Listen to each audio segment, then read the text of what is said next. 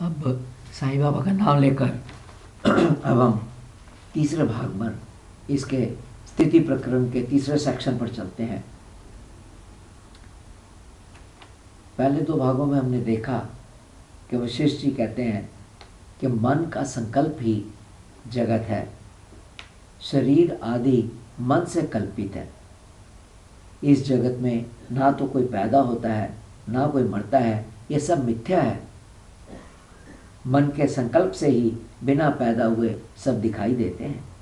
अतः हर्ष शोक आदि का कोई आधार नहीं। अज्ञानी इस असत्य संसार की इच्छा करता है और उसे असत्य ही मिलता है तथा वह नष्ट हो जाता है, क्योंकि वो परमात्मा को प्राप्त नहीं कर सकता। वो जगत में ही घूमता रहता है, पैदा होगा मरेगा, फिर पैदा होगा फिर मरेगा। वशिष्ठ जी कहते हैं कि धन और स्त्री ये परमात्मा प्राप्ति में बहुत बाधक है। असल में सभी भोग, संसार के जितने भी भोग हैं, वह सब परमात्मा की प्राप्ति में बाधक है। ऐसा सोचकर, ये सोचकर कि ये भोग परमात्मा प्राप्ति से हमें दूर ले जाएंगे, इन सब का त्याग करना चाहिए। ये भोग परमात्मा प्राप्ति में बाधक भी हैं और ये नाशवान भी हैं, इसलिए इन सब का त्याग करना चाहिए। परंतु जो भोग हमें देवात मिल जाए, अपने आप देव की कृपा से, भाग्य की कृपा से हमें मिल जाए, उन्हें ठीक से इस्तेमाल करना चाहिए तथा जो भोग नहीं मिलते उनकी इच्छा नहीं करनी चाहिए। मन इंद्रियों को अपना काम करने दीजिए और मनुष्य स्वयं इच्छा रहित होकर अपने वास्तविक स्वरूप अर्थात आत्मा में स्थित रहना चाहिए। उसके जीवन मुक्त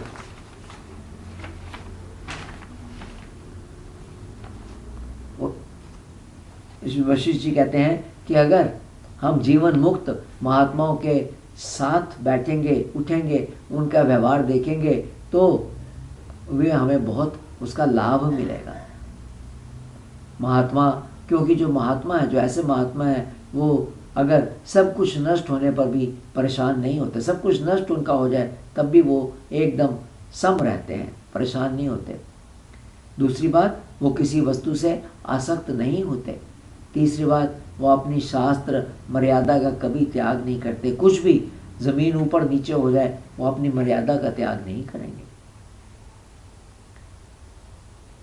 वह देह रूपी रथ का सहारा लेकर परमात्मा में स्थित रहते हैं तथा आसक्ति शून्य रहते हैं। तो कहने का क्या मतलब है? अगर हम परमात्मा को प्राप्त करना चाहते हैं, अगर हम इस जीवन मरण के चक्कर से छूटना चाहते हैं, तो हमें क्या करना चाहिए? जो आचरण महात्माओं का है उसको देखना चाहिए, समझ लेना चाहिए और उसको अपने जीवन पर उतारना चाहिए। अर्थात सब प्रकार की आसक्ति त्याग देनी चाहिए। हर सिचुएशन के अंदर, हर जगह हमें सम रहना चाहिए और शास्त्र मर्यादा का कभी त्याग नहीं करना चाहिए। अर्थात जैसे कोई बड़ा भाई है तो उसको अपना बड़प्पन नहीं छोड़ना चाहिए, छोटा भाई उसके साथ कैसा भी व्यवहार करे, और इसका वाइस वर्सा।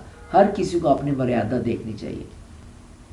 अगर इस तरीक़ा से करेंगे, इस तरीके से रहेंगे तो ज़रूर परमात्मा को प्राप्त करेंगे। और अगर हम भोगों में फंस गए, संसारिक भोगों में फंस गए, विषयों में अपने मन को लगा दिया, तब फिर इस जगत से कभी पार नहीं जा सकते, जीवन मरण के चक्कर में पड़े रहेंगे।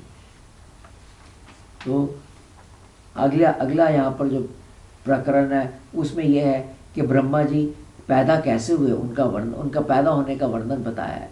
तो वशिष्ठ जी कहते हैं कि उत्पत्ति शुरू होते वक्त, अर्थात जब ये संसार की उत्पत्ति शुरू होती है, तो कभी तो ब्रह्मा जी को बताते हैं कि कमल से पैदा होते हैं, कभी वो अंडे से पैदा होते हैं, कभी वह आकाश से, कभी जल से, वगैरह वगैरह। इसी तरह से भूमि के रंग भी अलग अलग बताए गए हैं, शास्त्रों में बताए गए हैं। और ये सब बातें ठीक है, कभी सृष्टि बनते वक्त एक प्रकार से आती है, कभी वो दूसरे प्रकार से आती है। कभी वो कमल से निकलेंगे ब्रह्मा जी, तो अगली दफ़ा जब सृष्टि बनेगी तो हो सकता है वो अंडे से निकलें। इसी प्रकार से कभी वो जल से निकलें, कभी आकाश से निकलें, यह इस तरह से रहता है। सागर में लहरों की तरह ये जगत पैदा होता है और फिर ख़त्म होता रहता है। जैसे संसार, जैसे समुद्र में लहरें पैदा होती हैं और उसी में समा जाती हैं, इसी तरह परमात्मा में ये जगत बनते हैं और फिर ख़त्म होते रहते हैं। लेकिन ये कोई नहीं बता सकता कि ये सिलसिला कब शुरू हुआ। सागर की लहर की तरह देवता, असुर, मनुष्य पैदा होते हैं और ख़त्म हो जाते हैं। असल में ये जगत सिर्फ मन का संकल्प है। चारों युग अर्थात सतयुग, त्रेता युग, द्वापर युग, कली युग, ये आते जाते रहते हैं, ये बार बार रिपीट होते रहते हैं, आते जाते रहते हैं। ज्ञानी की नज़र में, जो ज्ञानी पुरुष है उसकी नज़र में सब कुछ ब्रह्म ही है, परमात्मा ही है, अतः संसार नहीं है। परंतु जो मूढ़ है, जिसको ज्ञान नहीं है, जो मूर्ख है, उसकी नज़र में संसार नित्य है अर्थात सदा स्थिर रहने वाली चीज़ है। परंतु क्योंकि ये जगत बार बार बनता है तथा पूरी तरह से ख़त्म नहीं होता, ख़त्म होगा फिर बन जाएगा, ख़त्म होगा फिर बन जाएगा, तो ये कथन भी ठीक है कि संसार नित्य है। अगर इस प्रकार से देखा जाए, इस दृष्टि से देखा जाए, तब हम कह सकते हैं कि ये संसार नित्य है। जैसे जो रतन है, ज्यूअल, डायमंड, तो जैसे ये रतन में रोशनी की इच्छा ना होने पर भी अपने आप उसमें से रोशनी प्रकट होती है। तो जैसे रतन के अंदर से, हीरे के अंदर से रोशनी की इच्छा नहीं होने पर भी उसमें से अपने आप प्रकट होती है, उसी तरह से इच्छा रहित परमात्मा के कारण ही इस जगत की क्रिया होती है। जगत बनते हैं, बिगड़ते हैं, परमात्मा की उसमें कोई इच्छा नहीं होती, अपने स्वभाव से ये बनते और बिगड़ते रहते हैं।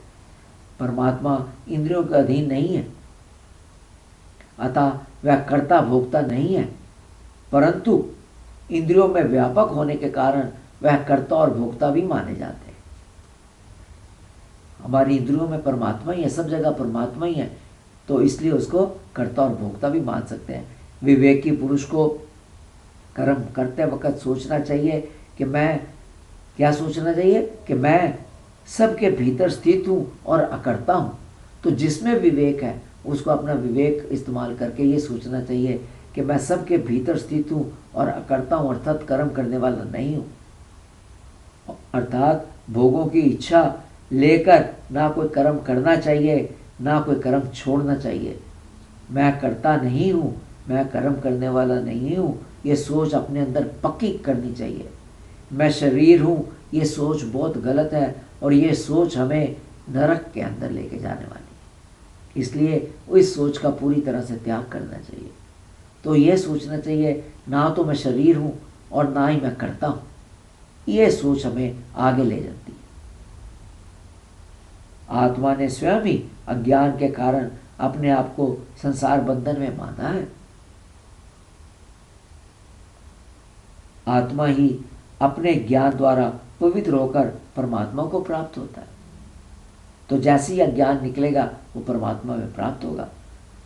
वशिष्ठ जी कहते हैं कि उनके जीवन का जो सार है, सारी बातों का जो निचोड़ है, सब ग्रंथों का जो निचोड़ है, वो ये है कि सारी इच्छाओं को त्याग कर परमात्मा में निरंतर मनन करते रहना चाहिए। अर्थात सब इच्छाएं, संसारिक इच्छाएं, लौकिक इच्छाएं त्याग कीजिए और परमात्मा के साथ जुड़े रहिए, हर वक्त उसका मनन करते रहिए। अगर हम, दूसरी बात इसमें है कि शास्त्रों, जो शास्त्र पढ़ते हैं उस पर मनन कीजिए, उस पर विचार कीजिए, अच्छे लोगों का, अच्छे संतों का संग कीजिए, अपने अंदर वैराग पैदा कीजिए, सत कार्य, अच्छे कार्य कीजिए और ध्यान, प्रभु में ध्यान लगाइए। इन सब से हम परमात्मा के ज्ञान प्राप्ति के पात्र बनते हैं। मनुष्य को अपने कल्याण के लिए, आत्म कल्याण के लिए इस प्रकार का पुरुषार्थ करते रहना चाहिए। अब इस सब बातें, जो हमने सारी बातें की, इस सब बातों का समरी, इस सब बातों की अगर हम छोटे में कहना चाहें तो क्या है, तो बात यह है, सारी बातों का निचोड़ यह है कि आत्मा ही जीव के रूप में प्रकट होती है। वह संसार को तो देख सकती है, जीवात्मा संसार को तो देख सकती है, पर अपने असली स्वरूप को, आत्मा को नहीं देख पाती। जैसे हमारी आंखें बाहर तो देख सकती हैं परंतु अंदर नहीं देख सकते। संसार को तो देख सकती हैं परंतु आंखें अपने आप को नहीं देख सकती।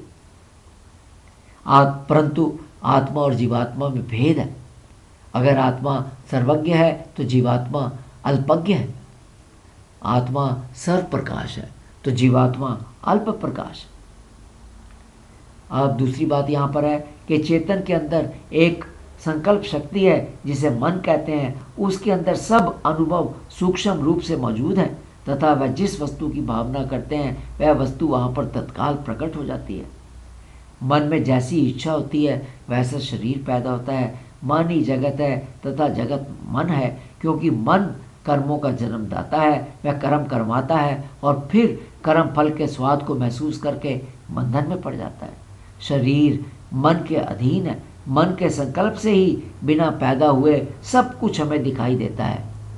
ना जीवन है ना मृत्यु है, सब कुछ, इनसे किसी चीज का कोई आधार नहीं। विशुद्ध आत्मा तो निर्लेप है, परंतु जीवात्मा मन की वासनाओं के साथ जुड़कर जगत रूपी जाल में फंस जाता है। वह रजगुण के अधीन होकर अपने स्वाभाविक स्वरूप को छोड़ता तो नहीं परंतु अपने को भूल जाता है, अपने स्वभाव को भूल जाता है और अपने को देह समझता है और देह रूपता को ही प्राप्त होता है। फिर वो देह ही बन जाता है। ये अलग अलग कल्पनाओं द्वारा अलग अलग आकार लेता है तथा देश, काल और कर्मों के अधीन हो जाता है। ब्रह्म तत्व ही सारी दुनिया के रूप में मौजूद है। परमात्मा की चैतन्य शक्ति अलग अलग रूपों की कल्पना करती हुई, जैसे पर्वत, पृथ्वी, पानी, इन सब की करती हुई स्वयं ही दृश्य जगत बन जाती है। ब्रह्म के टुकड़े नहीं हो सकते। अतः ब्रह्म ही चेतन जीवात्मा, मन ही बुद्धि, अर्थ, शब्द, धातु सब कुछ ब्रह्म ही है। जो ब्रह्म से प्रकट हुआ है वह ब्रह्म ही है। इसलिए अगर परमात्मा को प्राप्त करना है तो हमें मन को परमात्मा में लगाकर परमात्मा के साथ हर वक्त उसकी भावना को पक्का करके शास्त्रों में बताए गए अभ्यास को करते रहना चाहिए। परमात्मा तत्व के पक्के अभ्यास से ही मन को जीता जा सकता है। सब इच्छाओं की समाप्ति और अहंकार पर जीत ये बहुत ज़रूरी है। इसके द्वारा ही मन काबू में आएगा। चित्त शांत करने के लिए मन की सांसारिक इच्छाओं को समाप्त करने से जरूरी है। चित्त अपने आप शांत हो जाएगा, क्योंकि मन ही करता है, शरीर नहीं। और तीसरी बात, धन, स्त्री, भोग, ये सब प्रभु विषय भोग, ये प्रभु प्राप्ति में बाधक हैं। ये ऐसा सोचकर हमें ये सोचकर कि ये सब नाशवान है और प्रभु प्राप्ति में बाधक हैं, उनका त्याग करना चाहिए। लेकिन जो दो भोग हमें अपने आप देवात मिल जाएं, उसको हमें ठीक तरीके से भोगना चाहिए। तो ये यहाँ पर ये समाप्त होता है। इसको सुनने से सबका कल्याण होगा। और आपने सुना उसके लिए आपका धन्यवाद। इसको यहाँ समाप्त करते हुए, आपका धन्यवाद करते हुए, भगवान का धन्यवाद करते हुए यहाँ इसे समाप्त करते हैं।